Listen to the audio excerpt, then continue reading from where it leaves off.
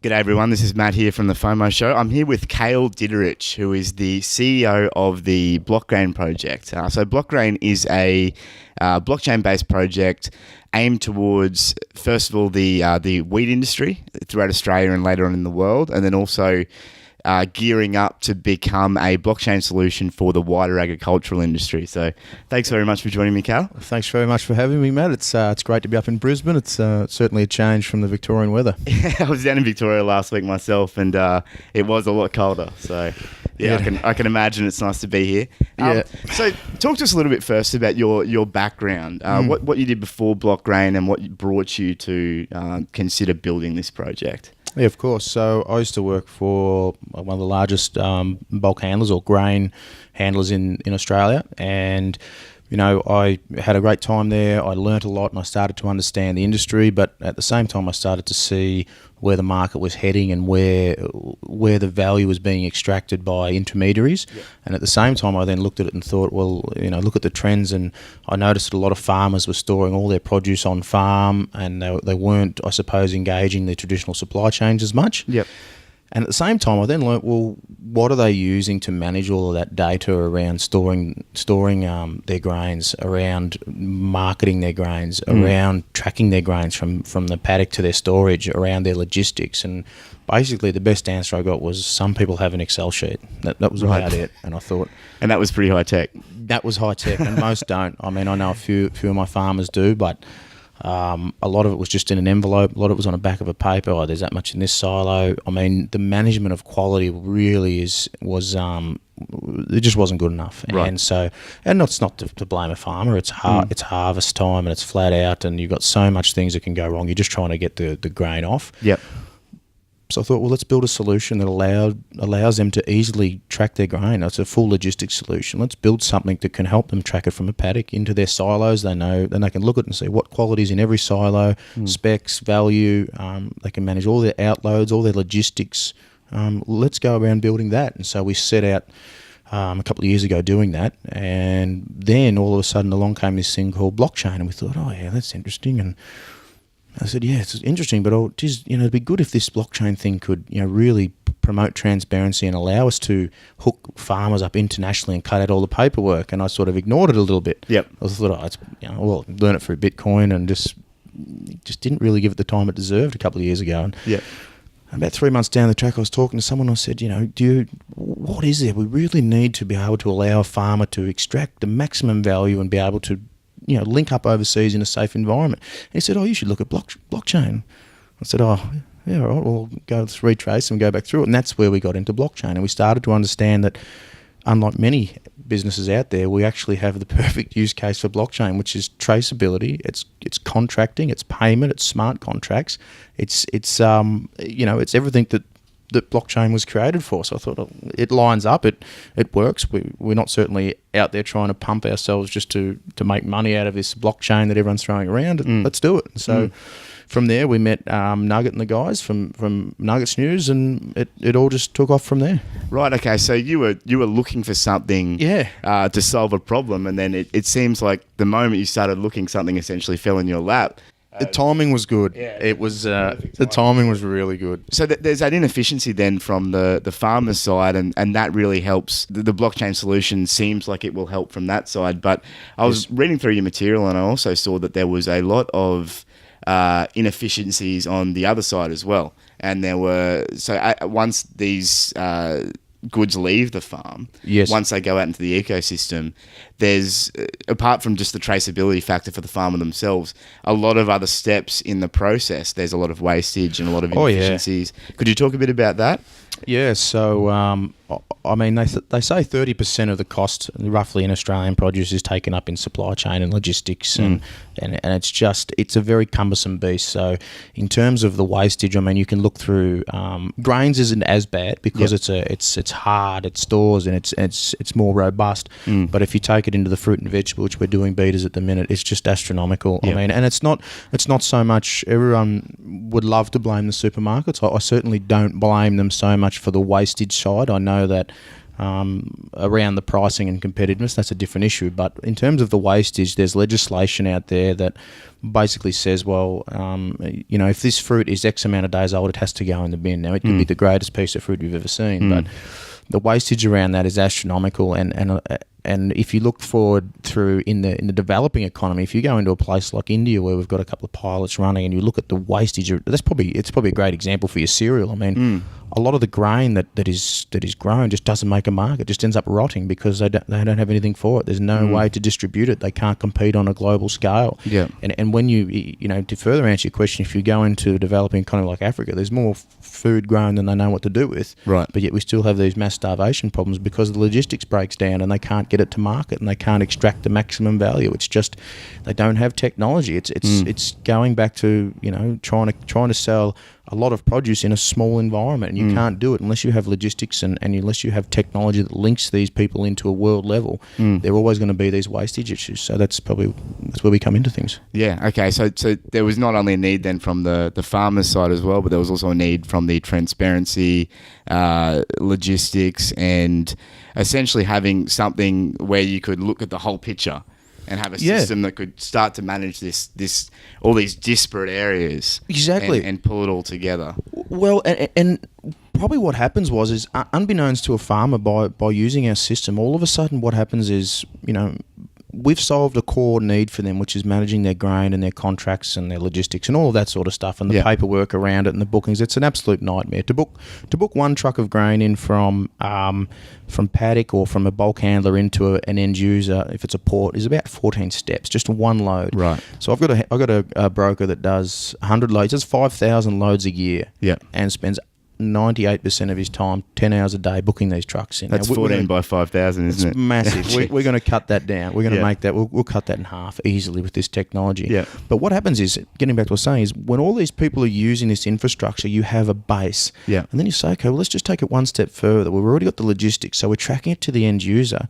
Why not, once we get it to the manufacturer or the brewery or the malt house or the flour mill, let's track it one step further and take it to the consumer. So by solving a core need at the baseline, we have created 90% of a supply chain solution. All we need to do is track on the other 10%, and unbeknownst to the farmer, he's just created full provenance over his product, which allows him then to create a brand going forward and say, well, this is my grain, or this is my fruit, or this is my wool, this is the chemicals that have been on it, this is where it's been stored, and they can see through the supply chain, because blockchain goes both ways. It doesn't just say to the big companies who buy the wheat, now we get to see what happens. The farmer who sells that grain, he gets the data on where his grain went, what products it went into. So theoretically, he could walk into a supermarket, scan an item, and say, well, this has come from, it's come from my farm. Well, there you go. Okay. So what it goes both ways, and where that becomes exceptionally important is we're doing a trial now with the largest brewery in West Virginia, and I didn't realise this, but they produce an exceptional amount of beer, as you can imagine.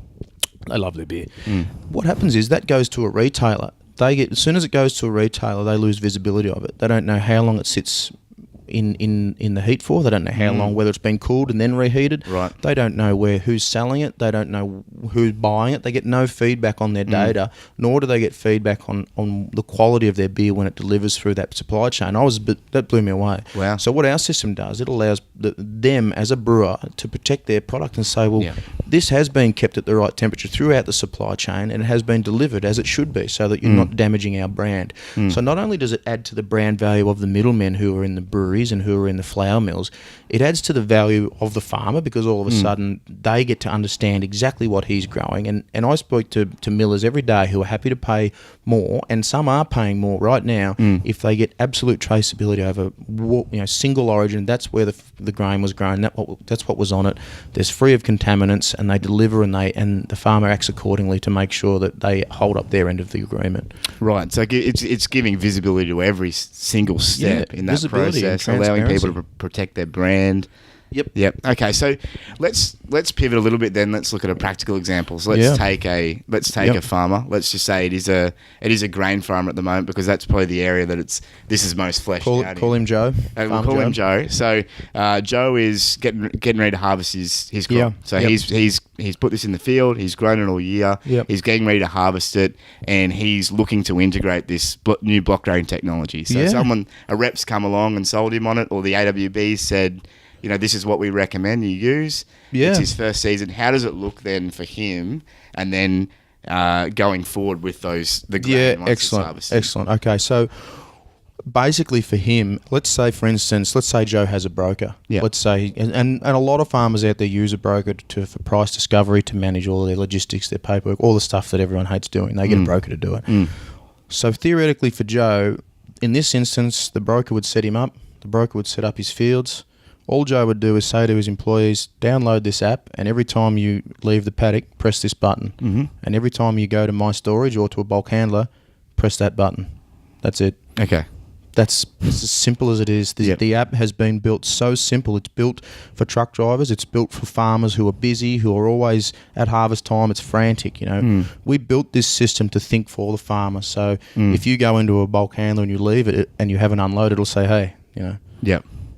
what are you doing? You've unloaded. Get a photo of your receipt. So basically, we just take a photo of all the receipts from bulk handlers. We scrape all that data and we put it into a back-end database. So not only does it create your own database of all your storages for a system perspective, like Grain Corp's, you can use that to cross-reference what Grain Corp say you've got versus what you have. And we've actually found some people who not only did they not get an inload, but they actually got charged as an outload. So it was a double-sided hit, and it was about a $10,000 turnaround just from one Just from an administrative error. Yeah. Okay. So basically, going back to your question is, the broker would set them up, or they might set them up. They enter their ABN, pull down the data, they add their trucks, they add their storages, and away they go. And basically, every farmer that comes in, or if you're hiring a logistics company in, they just download the app. And they link, they say, I'm working with you today, I'm working with Farmer Joe, and every load that they do back and forward, gets logged through Farmer Joe's account, and there's an administrative back end where the office person or the broker just sits there and says, yep, that's correct, tick, tick, tick. Yep. So instantaneously, every load that's left the paddock, every contract, so you can go straight from paddock to an end user. It might be a feed mill, it might be to a port when there's a short on. You just put it against the contract, so it'll update your contracts. As soon as that truck arrives to port, it'll say, your truck's arrived. Yep. As soon as they get there, they take a photo of the docket, we rip all the data off it, and you're updated. So instantaneously, you as a farmer know your position, you know how much forward you sold, your stocks, your quality. It'll tell you when to gas. It'll tell you pretty much anything you need to know about your grain. It'll teach you how to blend. Yeah. So our system actually says, well, if you're looking for 12.5% protein, and you want to go out of these two silos, you should take X% out of this silo and X% out of that silo. And it'll give you, 12.5, 12.6, depending on how accurate the data going in. So it teaches you how to blend to get the maximum value out of your grain. Right. But that is as simple as it is. It is basically just a simple app. Load my truck, unload my truck. We have done all the. Now it sounds like anyone could build it. It took us so long to work out all the different abnormalities and all the different possibilities. Where are you loading from? Is it a silo? Is it against a contract? Is it an order? Who's it for? Who are you linked with? There's a spreadsheet. I think there's, just from that load and unload for your viewers out there, I think we went through every possible. There's about 168 possibilities, variations around where you're loading versus where you can deliver and what that must do to the app. So when we go on to show people our app, they're like, oh, it doesn't flow. When we show them the screens, I said, well, that's because it can't, because the app actually thinks. It knows where you are. It knows what you're doing. So it can't just go from, we can't just show you this screen goes to this screen goes to this screen, because depending on your situation, the role is 168 variables that it will show you. So we've basically, the bottom line is, we've built this thing so it's so simple to use that there is no excuse. When someone says, truck driver or a farmhand says, oh, I don't use a phone, it's like, well, mate, all you're doing is pressing a button to load it and taking a photo of a docket, or just doing a simple inload into your home storage. That's it. Okay. And when they're pressing that button, I mean, to them, you say it's very simple, but from reading it and from what you're saying now, it sounds like by them pressing a button, there's a lot of normal code that's executing, a lot of smart contract code that's executing as well. Yeah, there's chaos behind the scenes. Yeah. So who sets that up then? So is that the broker that sets a lot of those relationships? Because obviously there'll have to be relationships between the farmer and the transport officer and the broker and the port. Are they all taken care of? Like, are there templates that people can activate on Blockgrain? Or so when they're setting someone up, correct, yeah. So a broker just goes in. So everyone's uniquely identified, and we use the ABN. So a broker might go in, or a farmer could do it himself. He just goes in, says, I'm a farmer, I'm setting myself up. Yep. ABN, puts in the details, just enters his farm, enters his silos. Everything's GPS mapped, so he just drops a silo here. Yep. And basically from that, he can start doing whatever he wants, he or she. And if they have a broker, the broker can say, I'd like to, they send an invite to link with Joe. And Joe says, yep, no worries. And then the data that is shared, and then the broker can take over and start adding more silos. And what a broker can do is say, oh, Joe, I've got a truck coming next week. He's going to pick up APW out of silo 4. And the broker just sends that straight. He just types it in, a couple of buttons, bang, that gets sent straight to the logistics company who get it on their system. You say, yep, no worries, I'm going to send truck, Rego AA8911 out. Yep. All of a sudden, everybody knows, the farmer knows that there's a truck coming in 2 weeks' time. This is the Rego. This is what he's picking up. The truck driver knows because he's got it on his phone, and everybody's integrated. As simple as that. And if you take it one step further, at harvest time when you've got different trucks coming and going, they don't even need to be pre-linked. They just roll up on your farm, scan, bang, we're linked, and they start working for you. Simple as that. Okay. All right. I read there were a couple of... So to make all this happen behind the scenes, there's also some tokenization going on. Yeah, absolutely. And there's a split between... So you've got your public layer, which is like a public blockchain layer. Yep. And then you've got the private layer, which is your own blockchain, which it sounds like is a lot of where a lot of the proprietary tech has gone into, simply because the public layer couldn't service the amount of bandwidth that you needed. Yes. Is that correct? And could you talk a little bit more about that? Partially. So we looked, what's one of the most stable currencies out there, or the most stable coin, I suppose, or, I suppose, environment in which to run a token sale and to be able to drive the high-level transactions. And so we went with Ethereum at that point. And what it does, the Ethereum's where all the high-level, the agri is what our token is, where the transactions occur. So money comes in, agri goes out, agri backs the commodity contracts for international transactions. Every time someone loads their truck, it costs agri. Every time they store grain, it's agri. Every time they do a contract, it's agri. So it's just small amounts across the whole supply chain that add up to quite a lot. Yeah. But in the private layer, we still haven't. We're still working out what is the best solution for our case. And so the people that have put their money into our business, have done so knowing that we're not going to rush out and say, let's choose this blockchain to run our system, because to be perfectly honest, there's so many new ones coming out every week. There's a new chain, and we want to converge at the right time when we know, okay, here's a product that is quick, it is scalable, it is fast, it works for logistics, it works for everything that we need to do it, and it's cost effective for our customers, being farmers, which means they don't have any issue. They don't need to learn what barriers. A blockchain is. They don't need to learn, and therefore the people who have invested in us benefit by mass adoption across the farming industry. Yeah. So we haven't decided which way we're going to go at this point, and we can run our system largely at the minute without that bottom layer. But the time is coming in where we do need to work out what we're going to do. We have built our technology in such a way that we can plug and play to a degree. So we know, for instance, like. Excuse me. Our guys are very good. They every day, once a week, they're bringing forward basically a new option, a new way of thinking. Like there's now holo chains. There's now all sorts of wonderful gizmos coming out. In theory. Yeah. I mean, for us, it's about understanding which one of those, when all this proliferation occurs and we're all expanding and we're all going left, right, center, up, down, everywhere, eventually, like everything else, will come back to one central point, and it will be one or two key chains that people are using.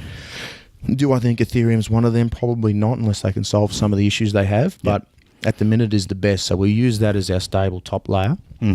But there will be a time where there is something perfect. Now, we look at EOS, we look at VeChain, we look at, I think there is actually Holochain, we look at that, we look at Hyperledger. Yeah. All of these other ones, and they're all wonderful technologies, but are they exactly the best fit for us at this point is what we're still working for. Yeah, there's a little bit horses for courses with a lot of these platforms. And there's a lot of smoke and mirrors with a lot of platforms, as we've found. So, some people have raised a lot of money and a lot of talking about their chain, and they still haven't built a chain. They still don't have technology yet. And there's a couple of well-known chains out there that... might be more smoke than anything else. So. Yeah. Well, so I saw you had essentially Blockgrain version 1.0 and Blockgrain version 2.0.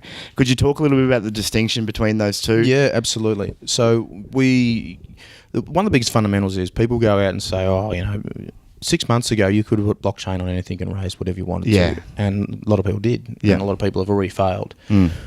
We haven't done that. We've been in business, it's about 2014, 15, about 3 years, a bit more now. Understanding what our customer wants, finding a need, working through iterations. So the first iteration was just simply understanding how the storage system works and how a farmer engages with his storage. How do they, when they come racing in, what do they press? What do they want to do to log in? Do they want to put in all the specs and all the details, or do they want to put in basic stuff? What's the flow through their delivery process? That's basically what it was. And we did contracting and that on top of it, but it was a web-based version. Very simple. In its own right, it was probably better than anything out there in the market space, to be perfectly honest, because no one else was doing it and no one else is doing it. But it was a web-based version, and it was pretty simple. But from that, we allowed us to get enough attention from brokers and farmers to say, "Oh, these guys are onto something." And so we then signed on the largest group of independent grain brokers in Australia, Rise Agri, and they're really cool guys. They're out there trying to help their farmers and push the industry in the right direction. And so with them and with their growers and with their logistics companies, we've now been developing the second version, which is a lot more streamlined. It's native apps. It doesn't require any service. It's just, it's a really cool thing. And so I suppose the message there is, we've done the hard yards, and we thought we knew what customers wanted, and we've been out there for 2 years trialing and that, and now we know what customers want. We're willing to invest, and it's not cheap, but we'll invest a lot of money to make sure that the product is exactly as it needs to be. And so that's probably where we differ a little bit from other companies that go, well, here's an idea, we'll raise money, let's go at it. And as I say in a presentation, you'll probably see it later, Google didn't make the internet. They just saw it and they made it better. Power Ledger didn't make Power. They didn't make. They haven't gone out and reinvented the whole system. They've just added a few minor changes to make a big difference in the industry. And I think just on Power Ledger is probably, in my mind, they're the pinnacle. The gold standard. They are the gold, and not just in Australia. I think across most. Token sales across most crypto businesses, they are the gold standard, and they, it's something like they've paved the way for us to be able to do what we've done. They've opened so many doors, but Australia Power Ledger, or Australia, or Horizon State.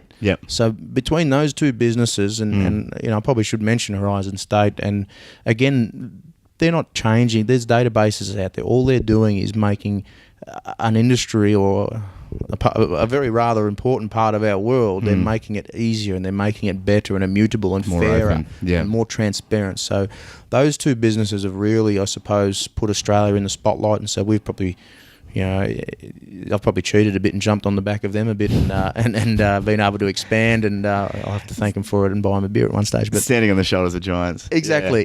But that's okay. My point is, it's not, people go out and say, I'm going to invent, I'm going to create a new sort of spaceship, and I'm going to fly to the moon, and at the same time I'm going to grow organic beef on the moon, and then they come up with all these wonderful things, and they put it out there, and the world goes, oh my God, this is wonderful. Try and execute on it. Try and actually take that from something that's in your head and put it onto paper.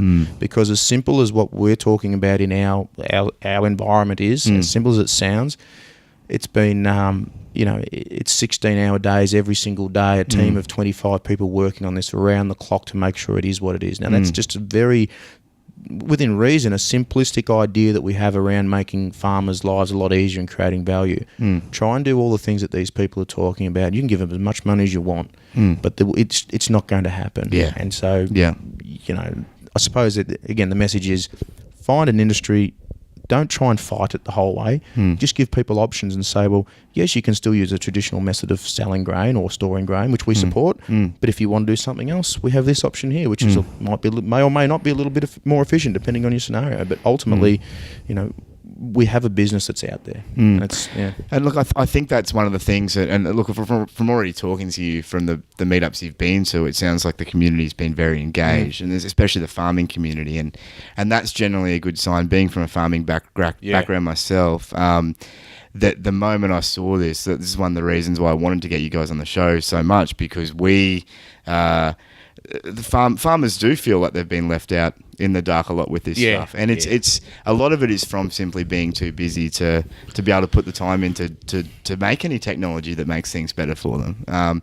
There have been oligarchies and monopolies that have been built up around this stuff, and for years and years and years. And it sounds like, at least from what I'm hearing and from reading your material, that this may be the first step in dismantling some of those oligarchies and making it a little, giving farmers a bit more access to the market, and a bit more bargaining power in the market, which just, especially when you have a perishable good, it becomes particularly very in a perishable hard. good. If you look at my mates, they're all in fruit and vegetables, and I will comment on that. I tend to do that. I always go off on a tangent and try and bring it back. But they, I mean, they're under the pump. They can't hold it. They can't store it. It goes to market. You've got a few days, and that's it. And it's you know, like they try and put stuff into Hong Kong, which then goes into China. I know guys that are losing containers every year. For every 10 they send, and big money, one might go missing, 100 grand down the drain, because there's no accountability, there's no blockchain, there's no system. It's just old school. If you come back to the grain farmer scenario,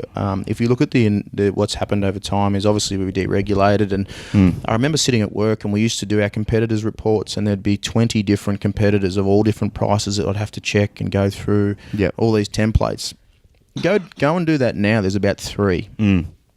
That's what's left. Now, that's not to say that they don't provide value, because I think that traditional buyers at times provide excellent value. I think there's times where, because of the positions that they make in logistics and shipping and ocean freight, that they're actually paying more for Australian grain than what it's worth. I'm not here to badmouth the traditional guys, because there are times where they provide value, but I think the days of blending your grain and putting it together with everyone else and trying to just trying to create efficiencies aren't working. And I think that, look, the consumer wants to know what they're eating. And the consumer wants to know who they're dealing with. We speak with mills, as I said, that want to know. Look, there's so much intricacies into milling. Like, what colour does it come out? If the colour's off, then their customers won't buy it. What chemicals have been in it? Like, there's a ship that went to Japan. It ended up, I think, and you'll see tonight, in 300,000 cups of cereal or something else. It was all barley. Yeah.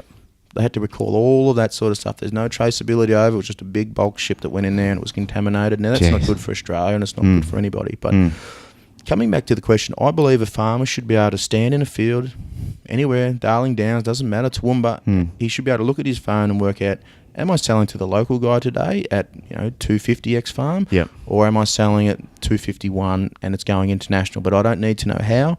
I don't need to worry about blockchain. I don't need to know anything other than I'm going to get paid and I'm getting the best price that I can. And when you do that, it should be no different to buying a John Deere tractor where they fly you over to Illinois and they take you through the factory and you feel pretty good about it. Not that I've ever bought a John Deere. I've we've never really had the money to do it, but it should be no different. You should be able to build your relationship with your flour mill internationally, because there are times in the world, like Australia's only a small player in the grain market, but there are times where what we have is very rare for that point in time in location. So there are times where if you're trying to get certain barley varieties and for your malt house, you have to come to Australia. And so we should be able to connect those farmers when it economically makes sense. And it doesn't always make economic sense. But when it does, farmers should be able to build their own relationships so that they know, next year, I've got to put 500 tonne aside for whatever mill it might be. That's where that's going. They always come in and buy this, and I've already got that relationship with them. And just expanding. The world is so small now, and if you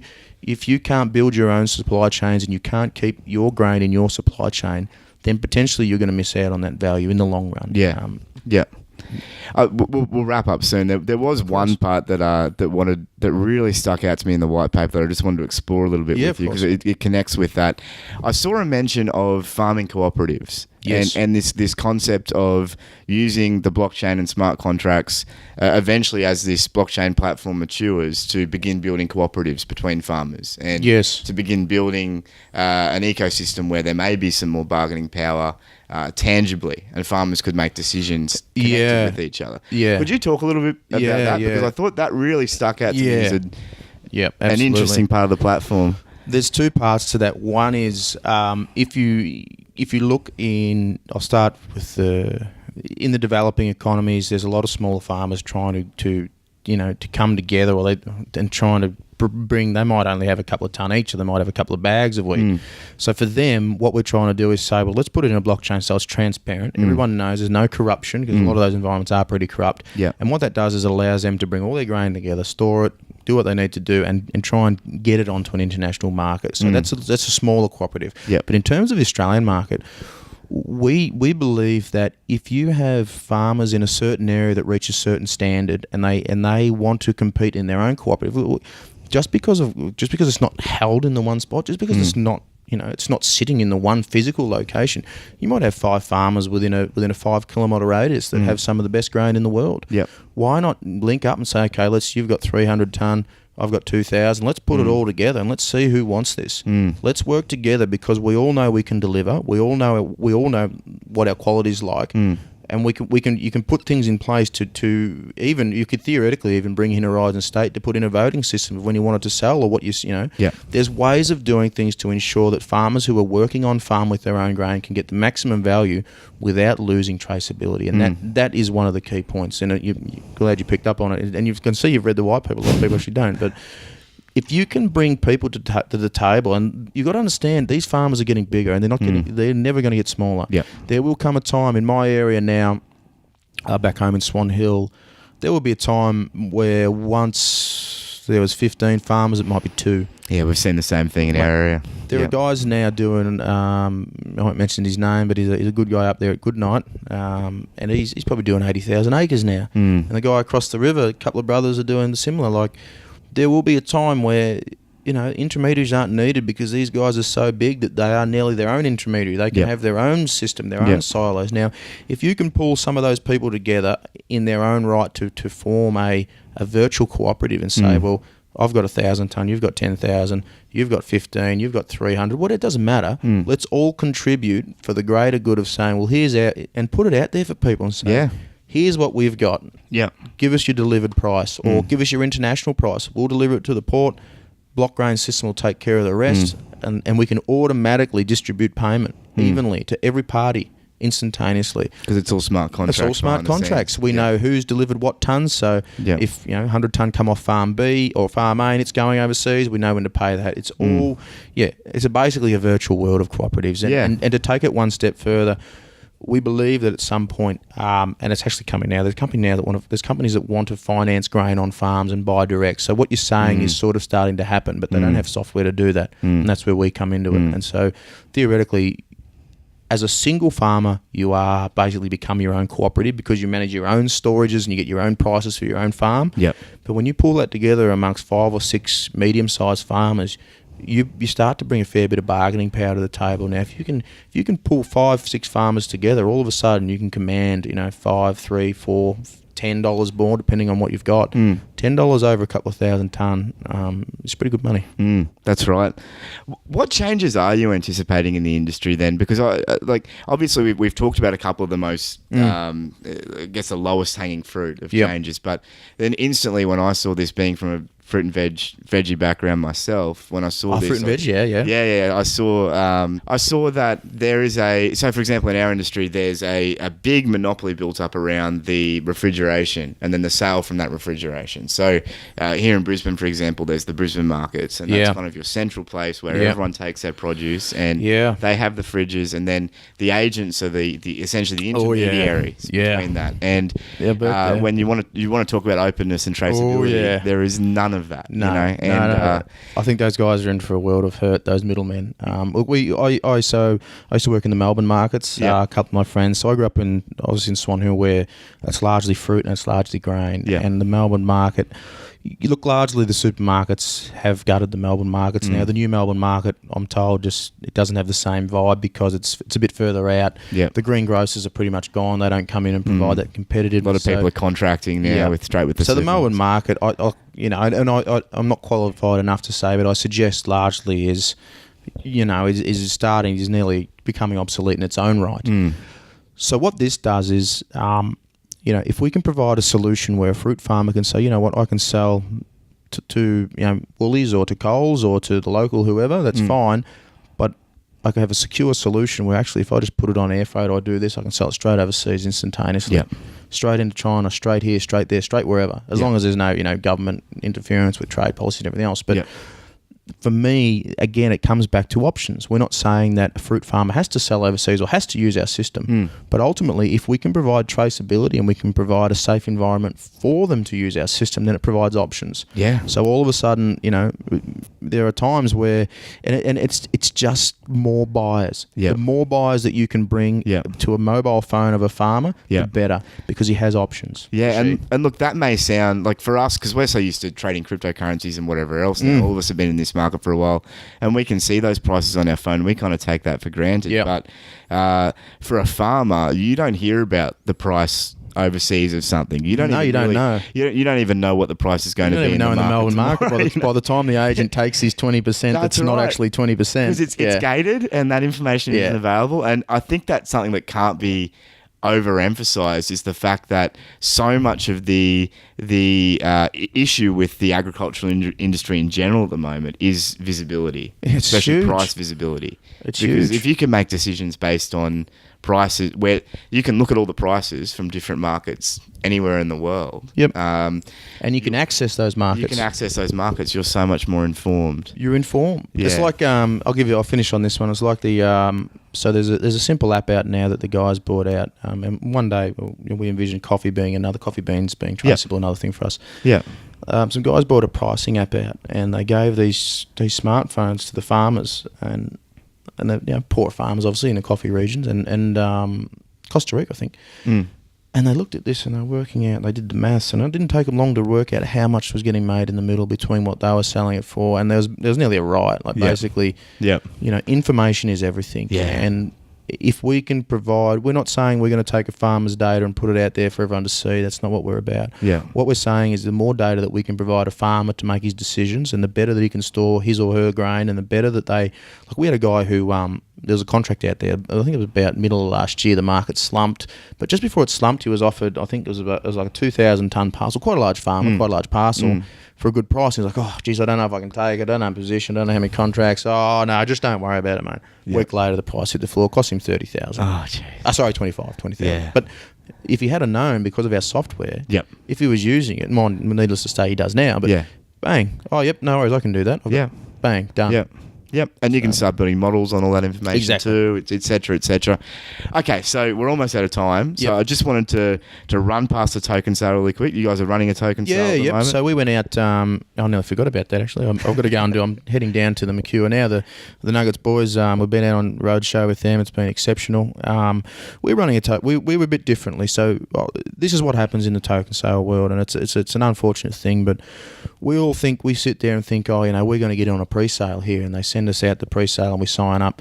Mostly these token sales are sold out even before they get to a pre-sale. It's all big institutional money. They take a 90% discount or an 80% discount. Then they put it out there to the pre-sale, and they use the pre-sale guys to leverage their position so that they're already in front. Then they go out to the public sale, and so really, we might think we make a couple of bucks from the pre-sale, but the big guys, they're making the big bucks. And people that are saying, we sold out in 30 seconds or a minute, it's just because they're already sold out. That's why. Yeah. So we're a bit different because we believe that everyone deserves a fair and honest go at this. And so we went out there to about 1,000 individuals. We raised around 3.5 million.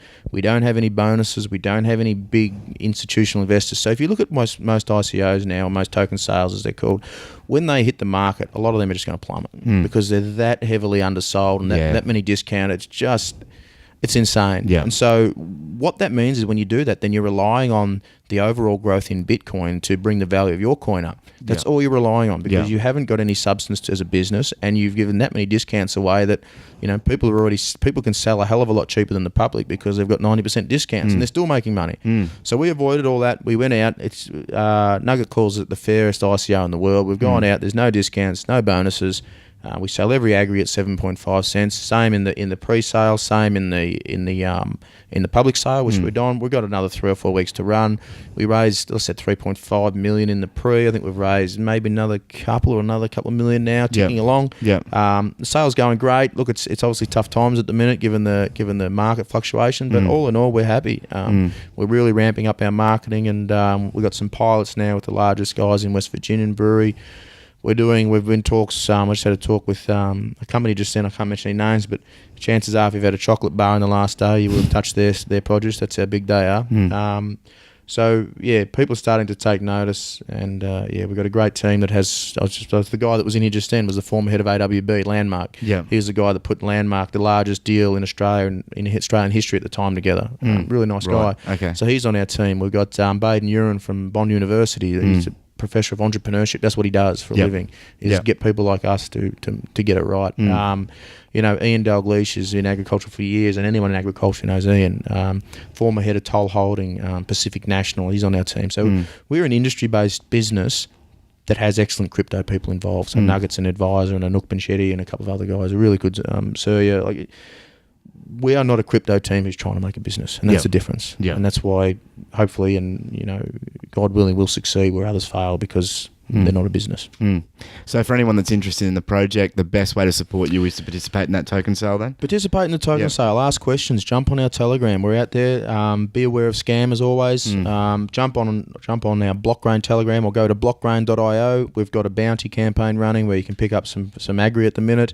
We've got another good promotion coming out and very shortly around Facebook, which should be very interesting. So keep your eye out. If nothing else, jump on our Telegram. Ask questions. Yep. Brilliant. Well, Kate, thank you so much. Thank you so much. Thank you very much for having us on. It was wonderful. And all the very best with the project. Thank you again. Cheers.